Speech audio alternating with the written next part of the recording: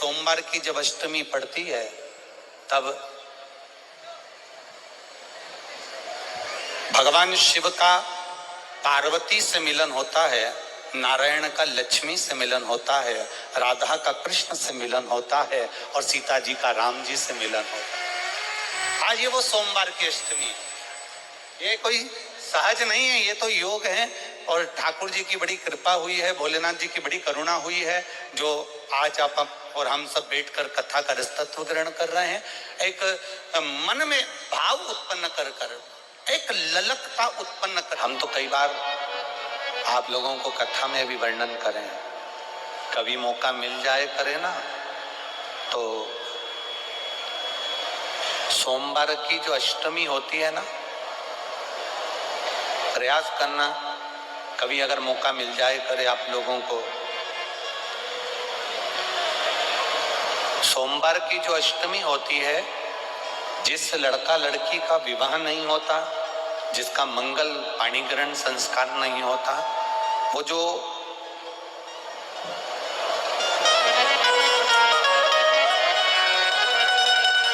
ये अशोक सुंदरी वाली जो जगह होती है, ये शिवलिंग है, ये जलाधारी है। यहाँ से जो चरण है, इसमें राइट में गणेश जी, लेफ्ट में कार्तिकेय जी, बीच में एक मोटी सी लाइन होती है जो अशोक सुंदरी का स्थान होती है। शिवलिंग के ऊपर जो जलाधारी बंदी होती है, वो जलाधारी में से जो बूंद बूंद पानी शिव जी पर गिरता है, वो शंकर भगवान की 5 बेटियां जया, विषहरा, शामलीबारी, दौतली और देव, ये ऊपर से एक एक बूंद पानी शिवलिंग पर गिरा रही है। कभी मौका लगे और आपको लगे कि विवाह नहीं हो रहा है बच्चों का, तो उस समय पर ये 3 पत्ती की जो बेलपत्र लेते हैं, बीच की पत्ती में कंकु रोली या लाल चंदन और 2 पत्ती में पीला चंदन, अक्षत का एक दाना ऊपर वाली पत्ती में जिस पर आपने लाल चंदन लगाया है या रौली लगाई है, और 3-3 अक्षत के दाने इन दोनों पत्ती में। अपना स्मरण कर कर भगवान देवाधिदेव महादेव के सम्मुख में जो अशोक सुंदरी का स्थान है, सोमवार की अष्टमी के दिन इस बेलपत्र को, डंडी का जो भाग है वो जहां से पानी बहकर जाता है उस ओर करते हुए इस बेलपत्र को अशोक सुंदरी वाली जगह पर समर्पित कर देना चाहिए और अपने हाथ का स्पर्श कर कर बाबा देवाधिदेव महादेव से प्रार्थना कर कर सोमवार की अष्टमी के दिन जो आ जाता है, बाबा देवाधिदेव महादेव उसका मंगल विवाह शीघ्र ही करा देगा। ये अशोक सुंदरी का स्थान, ये अशोक सुंदरी की जगह जो है ना, स्थान जो है, ये कोई साधारण नहीं। और हम फिर कहेंगे, अगर सौभाग्यवती नारियों को हम तो स्मरण में उनके लाना चाहेंगे कि प्रयास करा करो,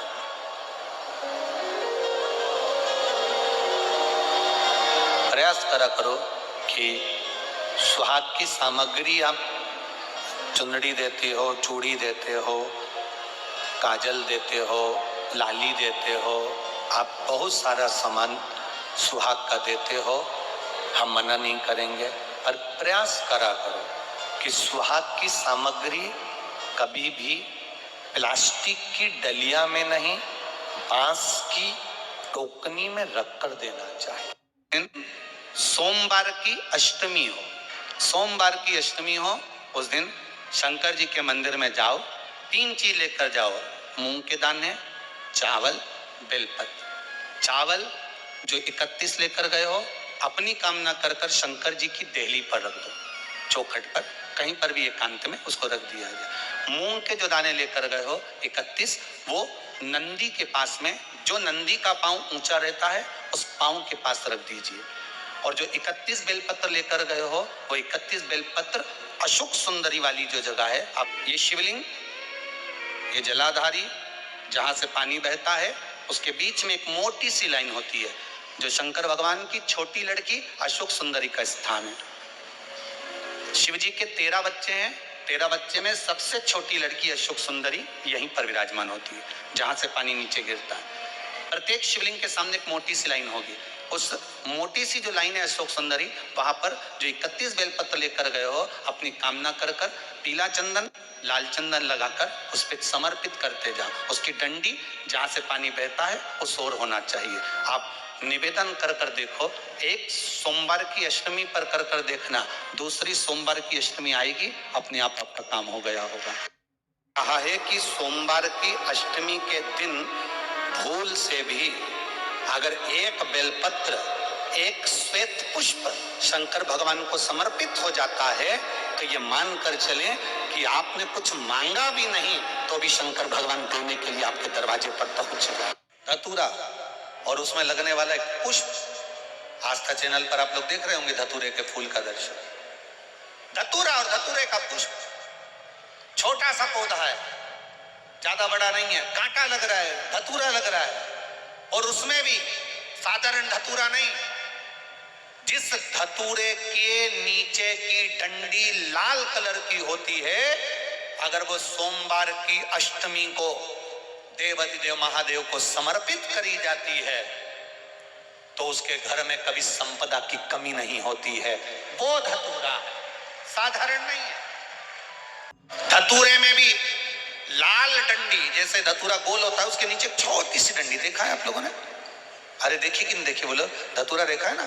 धतूरे के अंदर एक नीचे छोटी सी डंडी होती है, जब तोड़ोगे तो वो डंडी का कलर अगर लाल है, वो डंडी का कलर अगर लाल है, और कभी हम तो कहेंगे जैसे बड़ी बीमारी जिसको हो जाती है, लीवर किडनी कैंसर आदि आदि बड़ी बीमारियों से जो जूझ रहा होता है, प्रयास करो, प्रयास महामृत्युंजय का जाप कर कर, महामृत्युंजय का स्मरण कर कर, एक लाल डंडी का धतूरा प्रयास करना, एक धतूरा मिल जाए या 5 धतूरे मिल जाए किसी भी एकांतेश्वर महादेव पर, जो शिव मंदिर एकांत में हो, जहां कोई जाता आता नहीं हो।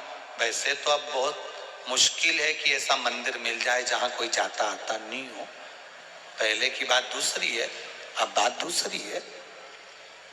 फिर भी कहीं आप रोड पे से निकल रहे हो, एकांतेश्वर महादेव अगर आपका दिख जाए, बहुत बीमारियों से ग्रसित हो, तो भी महामृत्युंजय जाप का स्मरण कर कर या किसी विद्वत ब्राह्मण जन से महामृत्युंजय मंत्र का जाप कराकर या भगवान शिव के मंत्र का जाप स्वयं कर कर, वो भी ना बने तो पंचाक्षर मंत्र नमः शिवाय, षडाक्षर मंत्र ओम नमः शिवाय या श्री शिवाय नमस्तुभ्यम जप कर वो लाल डंडी का धतूरा 5 एकांतेश्वर महादेव को आप समर्पित कर सकते हो। रोग थम जाएगा, जो दवाई खाओगे वो शरीर को लगना प्रारंभ हो जाएगी और आप स्वस्थ होना प्रारंभ हो जाएंगे।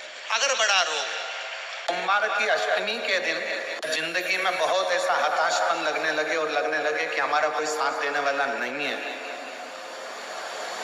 और हम बिल्कुल अकेले हो गए हैं, कोई हमारा साथ नहीं दे रहा है, कोई हमारा साथ देने वाला नहीं है, आपको ऐसा लगने लगे कि हम अकेले हो गए, कोई साथ देने वाला नहीं है और मंजिल मिल नहीं रही, मंजिल प्राप्त ही नहीं हो रही। कनेर के फूल को हल्दी और कुमकुम रोली लगाकर कनेर के पुष्प को यदि सोमवार की अष्टमी के दिन माँ जगतजननी की पीठिका का स्मरण करेंगे, जैसे ये शिवलिंग है और ये जो पीठिका है जहां पर शिवलिंग रखा है, ये गोल जो पीठिका दिख रही है या चौकोर हो या जो भी आकृति की हो पीठिका, वो पीठिका और ये जल निकलने वाला जलाधारी का स्थान, तो कनेर का जो पुष्प होता है उसमें कुंकू और हल्दी लगाकर सोमवार की अष्टमी के दिन आप जब बहुत हताश हो जाएं, कोई साथ देने वाला ना मिले और कोई बड़ी उलझन में अगर उलझे पड़े हैं, एक कनेर का पुष्प इस पीठिका पर कहीं पर भी माँ जगतजननी की पीठिका पर किसी भी स्थान पर माँ तारा रानी का नाम लेकर एक बार अगर अपने सोमवार की अष्टमी के दिन पुष्प समर्पित कर दिया माँ तारा देवी के नाम से, देवादिदेव महादेव और माँ शक्ति की कृपा अपने आप होगी और वो कार्य सफल होकर ही रहेगा। विवाह नहीं हो रहा, जिस लड़के की शादी नहीं हो रही हो, सोमवार की अष्टमी पड़ने पर एक लाल फूल चंदन में लगाकर जहां पर अशोक सुंदरी का स्थान है, उस अशोक सुंदरी वाले स्थान पर ले जाकर अगर सोमवार की अष्टमी पड़ने पर लड़का या लड़की जिसका विवाह नहीं होता वो चढ़ा देता है, मात्र 3 महीने में उसका विवाह पक्का हो जाता है। ये खाना लिखा है, तेरी किस्मत में दुख लिखा है, तेरी किस्मत में हमेशा थक के खाना लिखा है, कोई कह दे तुमको तो उसकी सुन लेना। और आखिरी में केवल बेलपत्री का ये बीच वाले भाग पर गौ माता, अगर देसी गाय अगर कहीं हो, उसका अगर दूध सुबह का समय का मिल जाए, शाम का दूध नहीं, सुबह का यदि दूध मिल जाए, इस बेलपत्री के मध्य भाग में, आप लोग आस्था चैनल पर आप इस पत्ती, बीच की पत्ती के मध्य भाग में थोड़ा सा दूध लगाकर, नीचे के भाग में भी थोड़ा सा दूध लगाकर, दोनों पत्तियों में गाय का घी लगाकर भगवान शंकर के शिवलिंग पर कभी मौका मिल जाए जिंदगी में एक बार, किसी भी सोमवार की अष्टमी के दिन शिवलिंग पर अगर लगा दिया जाए, जिंदगी में दुख तुम्हारे आसपास भी नहीं भटक सकता, सुख की अनुभूति होगी। लाल चंदन का लेपन पीपल के पत्ते पर करिए, पीपल के पत्ते पर लाल चंदन का लेपन करिए। लेपन कर कर सोमवार की अष्टमी के दिन उसको लेपन कर कर वापिस निकाल कर शंकर भगवान पर उसका धीरे धीरे त्रिपुंड बनाकर लेपन करना प्रारंभ करिए। जब आप त्रिपुंड बनाकर लेपन करना प्रारंभ करें, उसके बाद उस चंदन को जो सोमवार की अष्टमी है तब निकाल कर लिया है और निकाल कर लाकर उसको डब्बी में रख लें। उस चंदन का प्रयोग चर्म रोग के स्थान पर थोड़ी थोड़ी मात्रा में करना प्रारंभ करें, पानी के साथ मिलाकर। परंतु उस चंदन को केवल 6 से 7 दिन में प्रयोग करिएगा, ज्यादा नहीं, धीरे धीरे चमड़ी। परंतु उसको सोमवार की अष्टमी के दिन सिद्ध कर कर बनाना है, उसको सोमवार की अष्टमी के दिन चढ़ाना है श्री शिवाय नमस्तुभ्यम या ओम नमः शिवाय या पंचाक्षर मंत्र या महामृत्युंजय मंत्र, जो आपको आता हो, शिव जी का जो नाम आपको याद हो उसको बोलकर चढ़ा, उसको लिया, फिर उसको अपने शरीर पर लगाना प्रारंभ करो। उसका फल आपको 15 दिन के अंदर धीरे धीरे धीरे धीरे प्राप्त होना है। जिस दिन सोमवार की अष्टमी भगवान शंकर को तो बेला का जो फल होता है, उस फल के अंदर का जो गुर्दा होता है, उस गुर्दे को सुखाकर उसको बाद में जलाकर उसकी भस्म अच्छी पीस कर तैयार करो। और जिस दिन सोमवार की अष्टमी, उस दिन देवादिदेव महादेव को अगर मंदिर में आप वो भस्म नहीं चढ़ा सकते तो घर में ही उस बाबा को थोड़ी सी चुटकी भरकर भस्म, वो जो बेले की भस्म बनाई है वो शिव को समर्पित कर दो। उसी भस्म को निकालकर उठाकर जो डब्बी में ज्यादा भस्म है उसी में उसको डाल लो। और उस भस्म को बच्चा राल टपकाता है या उसका शरीर का विकास नहीं होता है, शरीर कमजोर है, वो उठ नहीं सकता, बैठ नहीं सकता, इंद्रियों का भान नहीं रहता, उस बच्चे को यदि थोड़ी थोड़ी भस्म प्रदोष समय के पहले, प्रदोष काल के पहले, शाम के समय के पहले अगर उस भस्म को थोड़ी सी मात्रा में, जरा सी मात्रा में अगर उसकी जिह्वा पर लगाया जाए तो धीरे धीरे उसकी इंद्रियां काम करना प्रारंभ कर देती। श्रम तुम करो।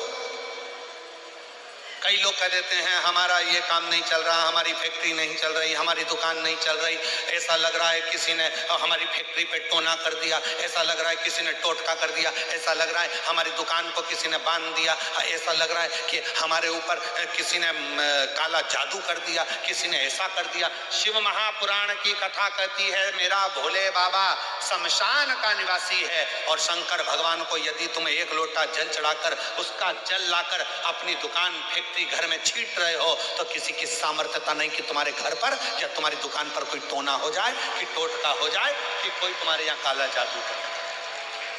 किसी की सामर्थ्यता नहीं है कि कोई तुम्हारे ऊपर जादू करे, कि टोना करे, कि टोटका करे। ये भ्रम हमारा, ये भ्रांति हमारे भीतर। भगवान को पाने का एक प्रयास करें। एक बड़ा सुंदर चरित्र आता है, भगवान शंकर ने एक बार सुरेश्वर रूप लिया, इंद्र का रूप धारण कर। एक रात का पुत्र जिसका नाम था उपमन्यु, जिसके घर में कोई भोजन का सुख नहीं था, जिसके घर में बहुत सारी प्रसन्नता या बहुत सारा आनंद या बहुत सारा सुख उसके घर में नहीं था।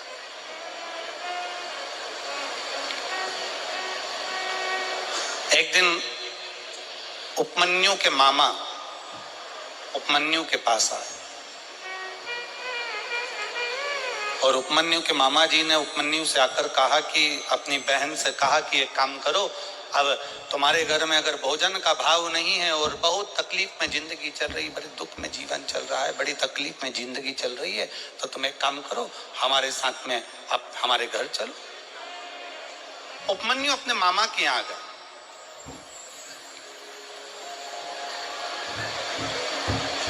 अब शिव महापुराण की कथा कहती है, स्वयं खा लेना सुकृति है, छुड़ाकर खा लेना विकृति है, और बांट कर खाना ये मेरे भारत देश की संस्कृति है।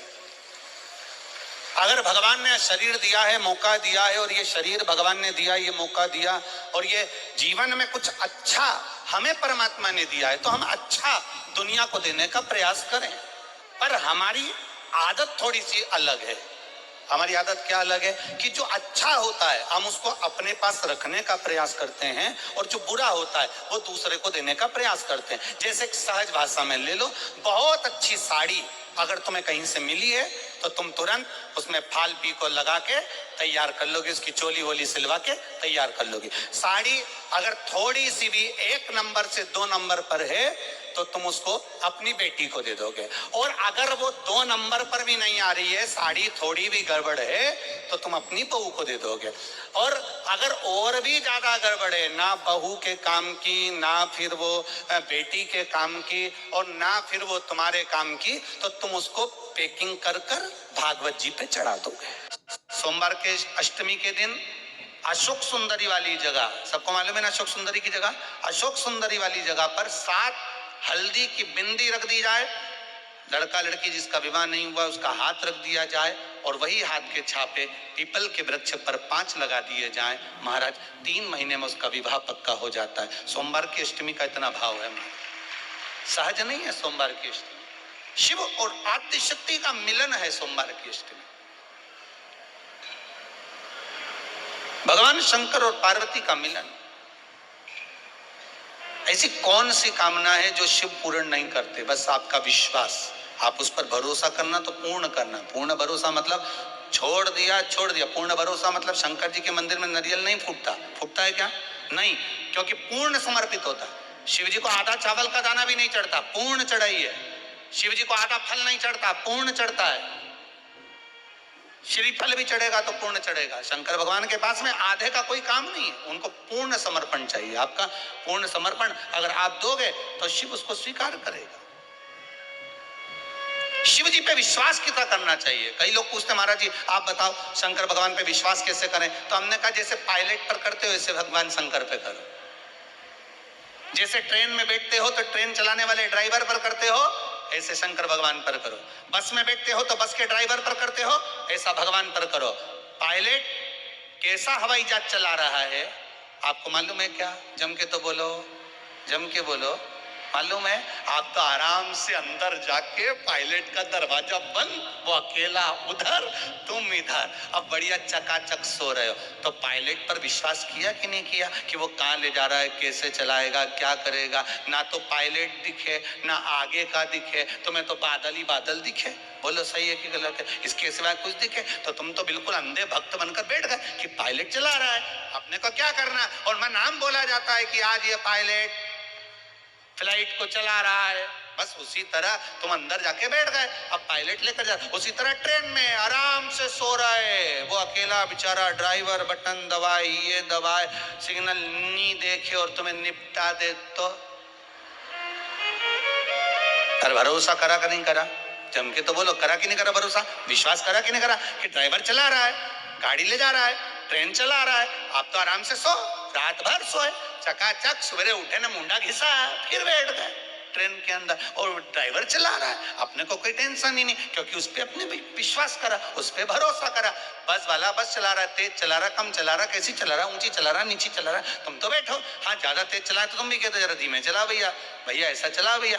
और कई कई मालिकों की आदत रहती है, वो ड्राइवर को दिन भर टोका करते, धीरे धीरे धीरे, आराम से, धीरे, दचका है, स्पीड ब्रेकर है, सावधान रखो। अच्छा तुम तो कह देते हो कि धीरे धीरे, पर ड्राइवर से तो पूछो अंदर अंदर गाली बकता, चुपचाप तो बैठ जा।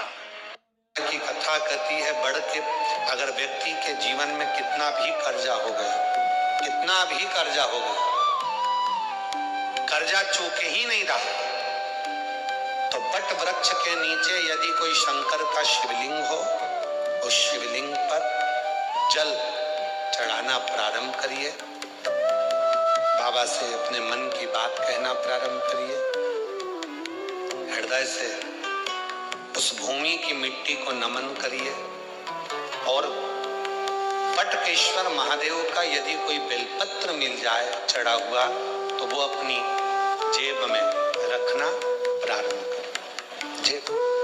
धीरे धीरे धीरे धीरे कार्य में उन्नति होगी, कार्य चलना प्रारंभ होगा और व्यक्ति कर्जे से मुक्त होना प्रारंभ हो जाए। कर्ज खाए, तकलीफ आए, कष्ट आए, परेशानी आए, थोड़ा सा भी जीवन में अगर लग रहा है कि हमारी कष्ट की जिंदगी चल रही है, हमारे परेशानी का जीवन चल रहा है, उस समय पर शिव नाम लेना प्रारंभ कर दो, श्री शिवाय नमस्तुभ्यम कहना प्रारंभ कर दो, धीरे धीरे उसका नाम उच्चारण करना प्रारंभ कर दो।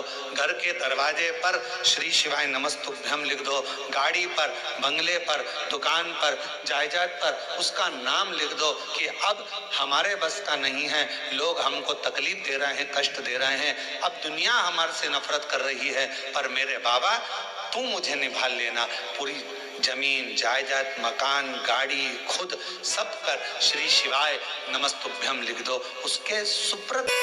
एक बहन ने एक पत्र लिखा था कल की, रुद्राक्ष क्यों पहना जाता है, तुलसी की माला क्यों पहनी जाती है, रुद्राक्ष पहनने का कारण क्या है, तुलसी की माला पहनने का कारण क्या है, क्यों रुद्राक्ष पहना जाए, क्यों तुलसी की माला पहनी जाए, उसका कारण क्या है।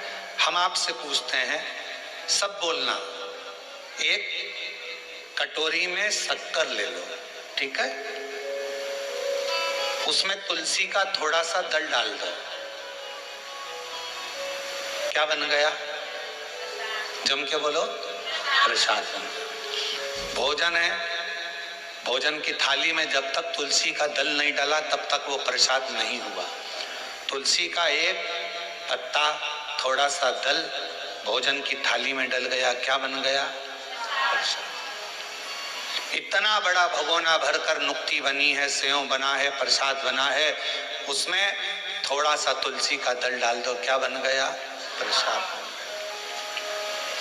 अब शिव का प्रसाद कैसे बनता है, तो कहा भगवान के प्रसाद में जो सामग्री हो उसमें बेलपत्री डाल दीजिए, रुद्राक्ष का भाग उसके अंतर्गत, अर्थात भगवान शंकर स्वयं मां महागौरी से कहते हैं, हे महागौरी, हे गौरी, हे महागौरी।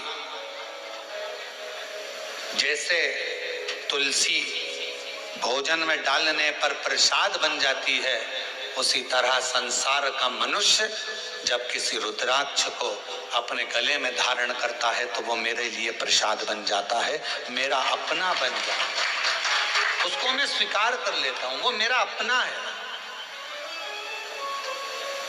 अब प्रसाद को आप लोग नाली में फेंकते हो क्या, प्रसाद को आप गटर में फेंकते हो क्या, प्रसाद को आप कहीं गलत जगह डालते हो क्या, नहीं, क्योंकि वो प्रसाद बन गया। गले में अगर रुद्राक्ष की माला आ गई, एक रुद्राक्ष तुम्हारे गले में लाल धागे में पड़ा हुआ है, तुलसी की माला तुम्हारे गले में पड़ी हुई है, आप भगवान का प्रसाद हो।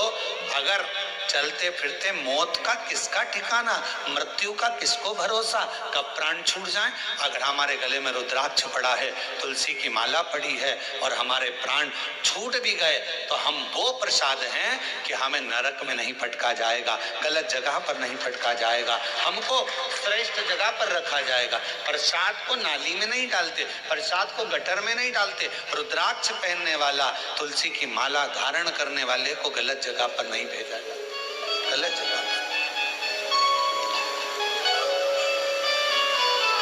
आप गले में अगर रुद्राक्ष धारण करते हो तो शिव का प्रसाद हो। और जितने शिव भक्त इस ऑनलाइन शिव महापुराण की कथा को आस्था चैनल पर श्रवण कर रहे हैं, फेसबुक यूट्यूब पर सुन रहे हैं और सोशल मीडिया पर इस कथा को अगर श्रवण कर रहे हैं, तो उनसे कहूंगा अपने गले में एक रुद्राक्ष अवश्य डालो। तुलसी की माला भी अगर है तो भी एक रुद्राक्ष जरूर डालो। क्यों? अगर गूगल पर सर्च करोगे, फेसबुक यूट्यूब पर सर्च करोगे, इंस्टा पर सर्च करोगे तो उसमें आपको मालूम पड़ेगा एक रुद्राक्ष यदि हमारे गले में होता है तो हमारी बीपी, शुगर, थायराइड इन सबको लेवल में रखता है और वो ना शुगर बढ़ने देता है, ना शुगर घटने देता है, ना बीपी बढ़ने देता है, ना बीपी घटने देता है। एक रुद्राक्ष अपने गले में होना चाहिए।